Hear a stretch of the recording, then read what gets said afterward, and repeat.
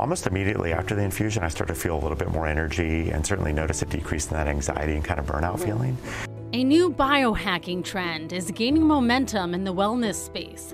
It's called NAD therapy. It's almost that level that you might get with caffeine where you feel like a little sharpened, a little more focused, but not that anxiety that you could get, NAD is a vital coenzyme. It works with the mitochondria to enable cell function and repair.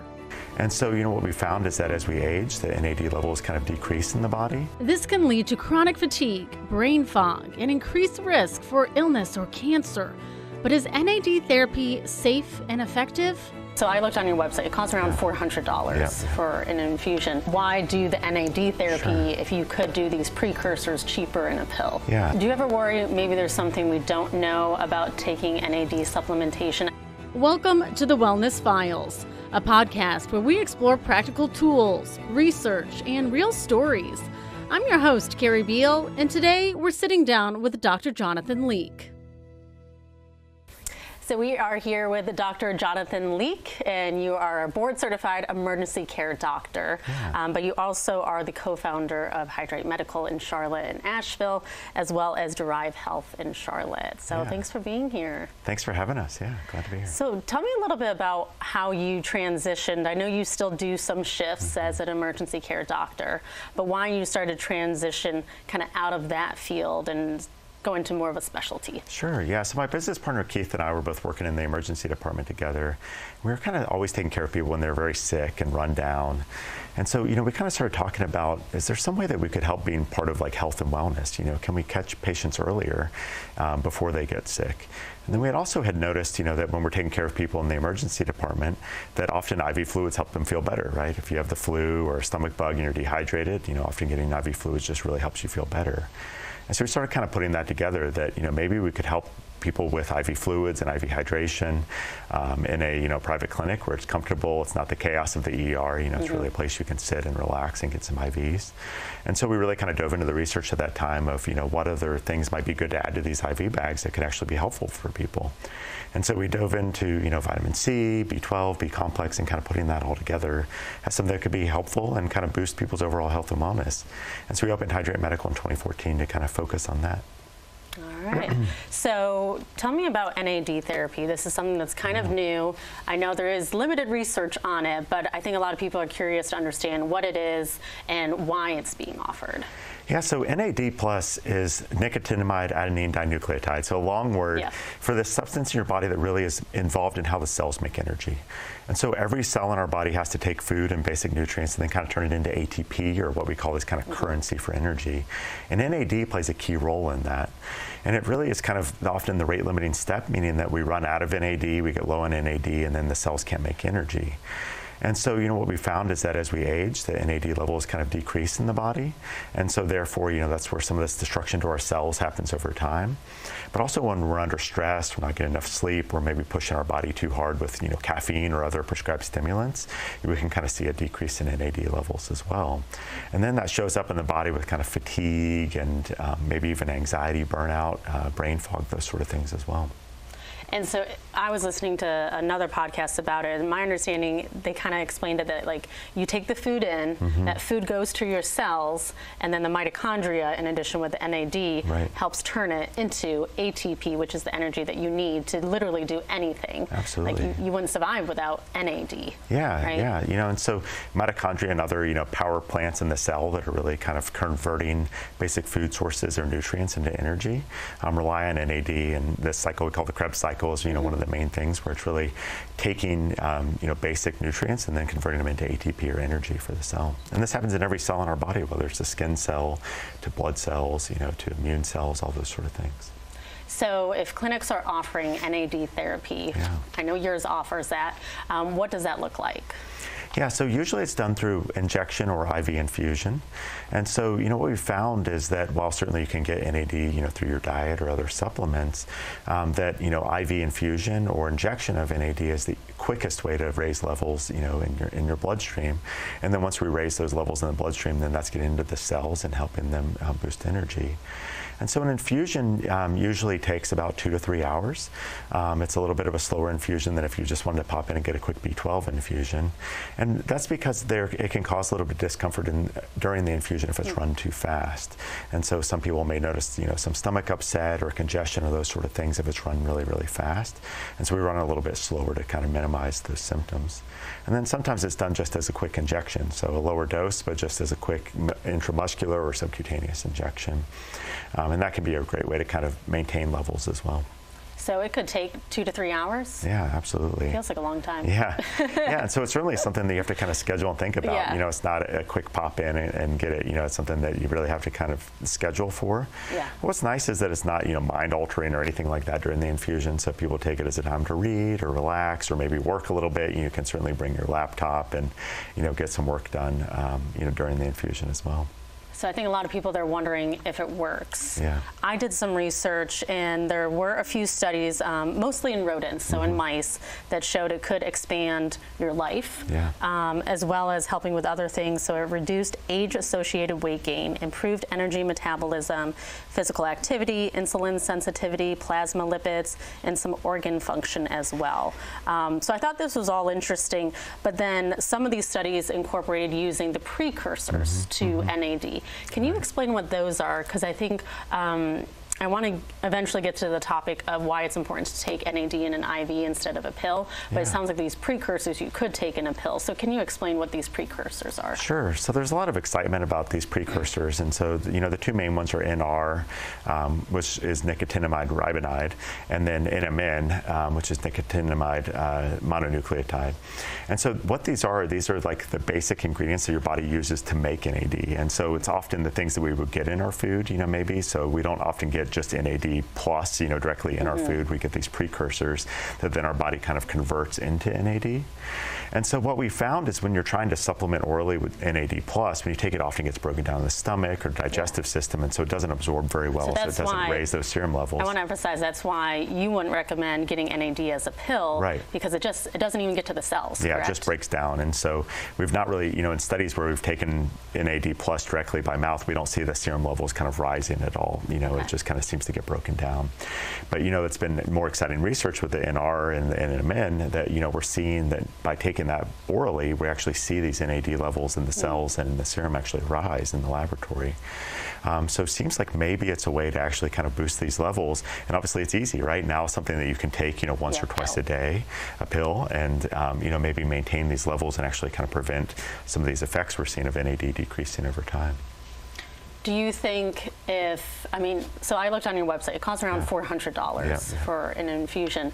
Do you think if someone can't afford that, taking the NMN as a pill would be a better option? Or, I guess I'm kind of asking, why do the NAD therapy if you could do these precursors cheaper in a pill? Yeah, I think that what we're seeing so far in the research, and again, this is early, we need many more human studies on NAD to kind of really know these answers securely.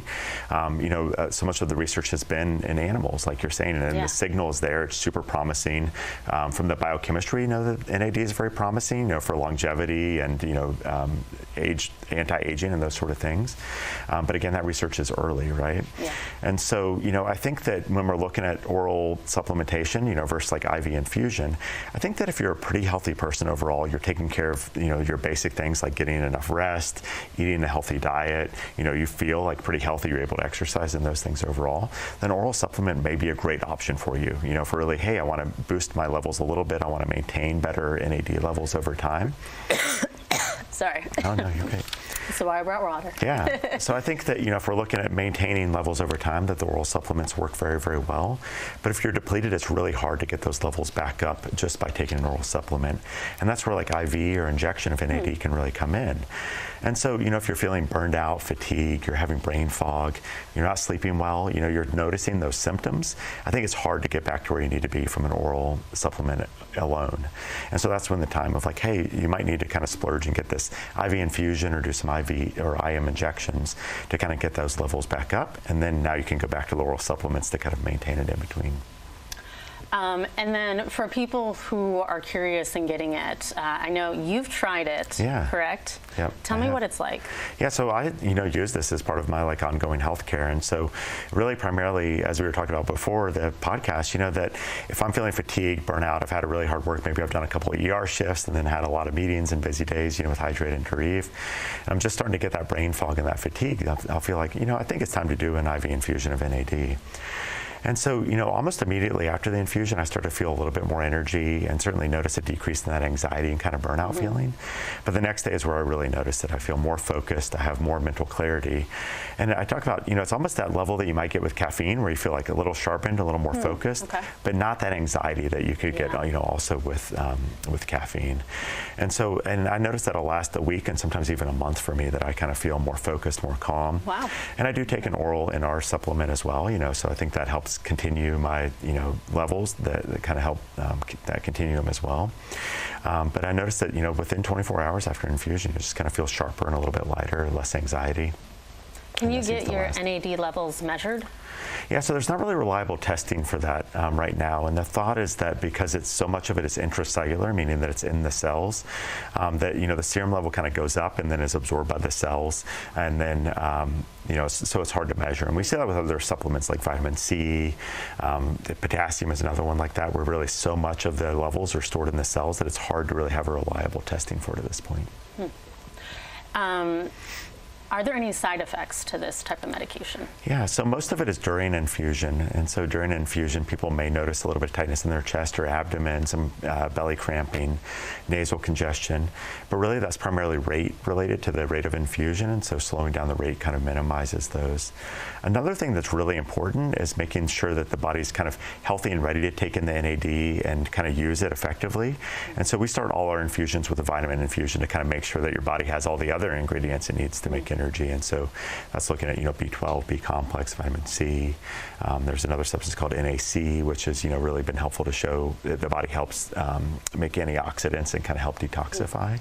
And so starting with that infusion, or maybe combining a multivitamin if you're really trying to take, the supplement by mouth, just making sure your body has all of those ingredients. And those kind of seem to help minimize the side effects during infusion as well.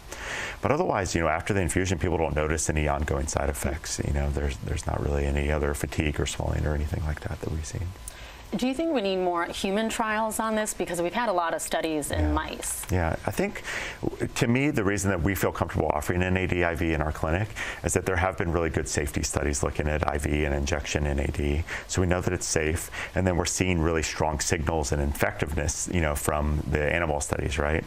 We've also seen some good effectiveness studies, looking at skin health. So there were some psoriasis studies that were done that were really promising, and muscle recovery in NAD. And so I think the signal is really there, that it's strong, that hey, NAD is safe, and that it's likely effective, but we certainly need more human studies to really dial that in, so that I can, if you come to me and say, hey, this is what I'm feeling, then I kind of know what the best treatment options are for you, because we just don't clearly have that option right now. We kind of, if you came to me and just said, hey, I'm having fatigue, I'm having brain fog, here's my most recent lab results, it looks like my B12 levels are good, what is the next best step?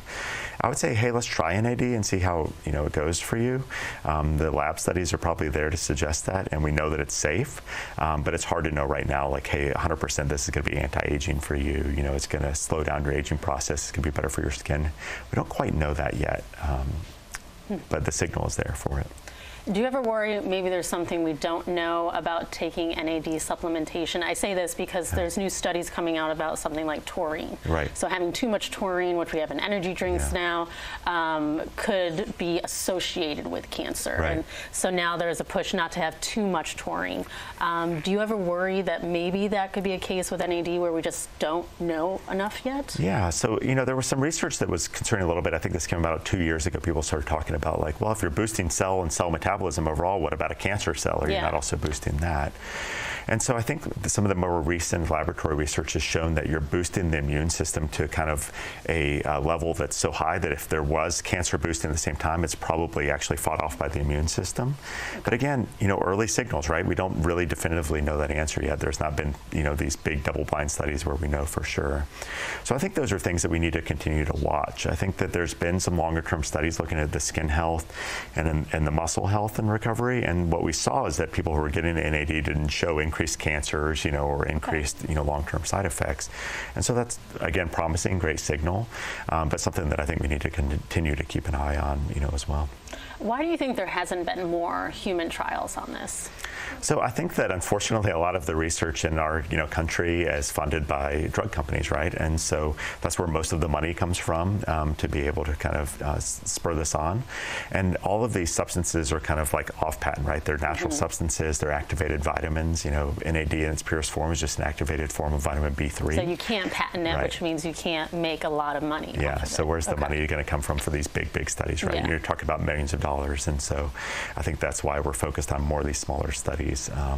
But luckily, some of the supplement companies have really put in some money and time into some of the basic lab research, and I think that's why we have these really powerful animal studies. Is that they've been able to put that money into the time and research. But hopefully that there'll be some inspiration to kind of dive into more spending on this type of research as well.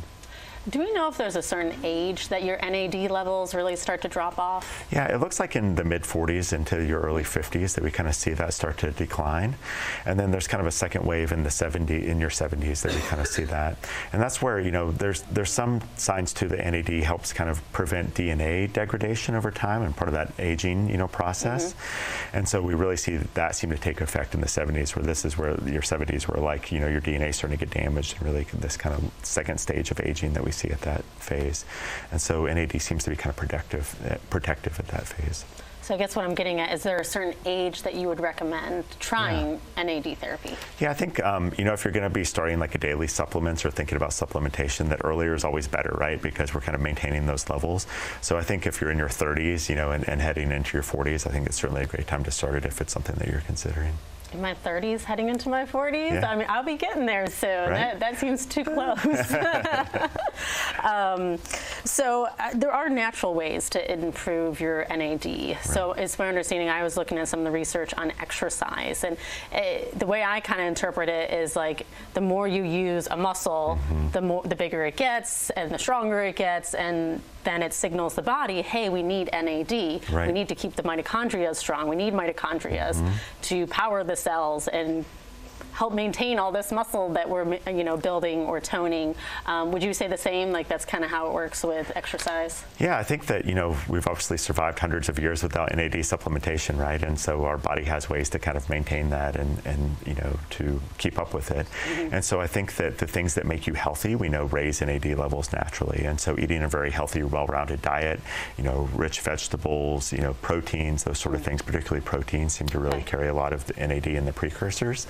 And so that could be a big part of it. And then working your body, right? Again, you're stimulating you're flipping these switches in the body that are telling the body, hey, we need energy. Like, let's really work to produce energy. And so, now it's revving up some of these other mechanisms that are, converting precursors into NAD and then into energy. And so I think that all those things of kind of, healthy diet and exercise can be really important. And then sleep is also very important. So making sure that you're getting, that rest so that the body can kind of do its energy production that it does while we're asleep as well. Have you had any patients who've used NAD for something other than just energy? Like I was reading people with Parkinson's sometimes have tried it and their tremors stopped. Or some studies had said psoriasis, and that helped with enhancing the skeletal muscle activity. Yeah. Have you had any patients like that? We have. So we've had a couple patients with dementia or bring family members in for dementia, and we certainly have had some see benefits. Again, the research is really, really early on that, but again, it was something that we know this is safe. Maybe it'll be helpful, and we've seen some benefits with that. There's been some, certainly for burnout, fatigue, brain fog, and some clients with like post-COVID who've suffered with a lot of brain fog. We've seen a lot of benefit with that as well, which has been kind of exciting to see. Yeah, I know a lot of people have had post-COVID. Yeah. And then, like you said, for skin health, so people who have skin conditions, have really seen benefits. And again, we're just making cells healthier overall.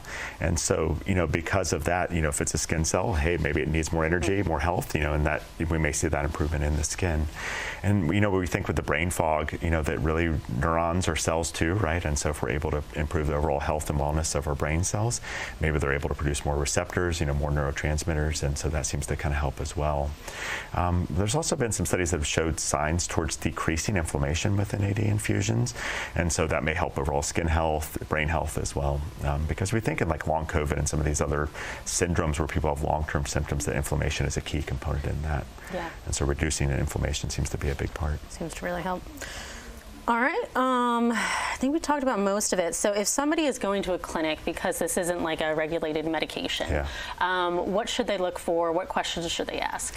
So I think, with any IV clinic that you're looking at, I think you want to look at who owns it and who's running it. And so these are medical procedures, right? Mm-hmm. It requires skill. You need a really high-skilled nurse to put the IV in. You have to make sure that they're mixing it safely, that they're preparing and storing it safely. And so I would avoid any place that seems too casual, that, really if you see this kind of IV bar, that it just seems like a place you're going to pop in and get hooked up, without any medical regulation. I would be concerned. And so make sure that there's a, medical director that's board certified in something, that actually matters. Make sure that the nurses are skilled and trained and actually registered nurses. We use all emergency medicine nurses in our clinic, so people that are really kind of know what they're doing. I know some places they use like medical assistants. Right, exactly. Would you recommend, so you'd recommend, asking, are you a nurse or are you a medical assistant? Exactly, right? Because they have a little more training. So I think questions, who's your medical director? Who are your providers that are on staff? Your nurse practitioners are using nurses, which I would recommend, over other, kind of, like you said, medical assistants or things like that. Just because, again, it's a complex process. We have to control the rate of infusion. We have to make sure that it's handled properly, mixed properly. And then, sometimes asking which pharmacy they use or, where they're sourcing their NAD could be helpful as well. There's several really high-quality pharmacies in the United States that are making this, but then there's some, little pop-up pharmacies here and there that are making it. And just like if you're going to order an oral supplement, right, you're going to research and make sure that you're ordering from a highly qualified source, that maybe has had testing and those sort of things. Yeah, to independently test their supplement, because I know I've actually done a story on that where if you just buy any supplement from the store, there's no guarantee that it's independently tested, right.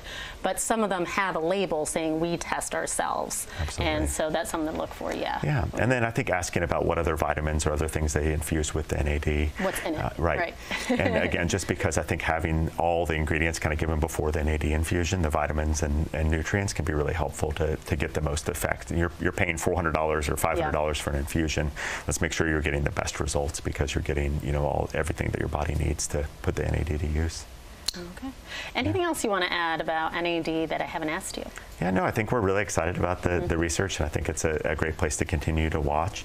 We're all really interested in health optimization and longevity right now. These are key catchphrases that are big in 25 and going into 26. And so I think continue to keep an eye on, where NAD is going to fall into the longevity process is really exciting to watch. All right. Thanks for joining us today. Yeah, thank you. Thank you so much for tuning into the Wellness Files with Carrie Beal. If you like what you heard, make sure to follow us on Spotify or Apple. You can also leave a review or comment there.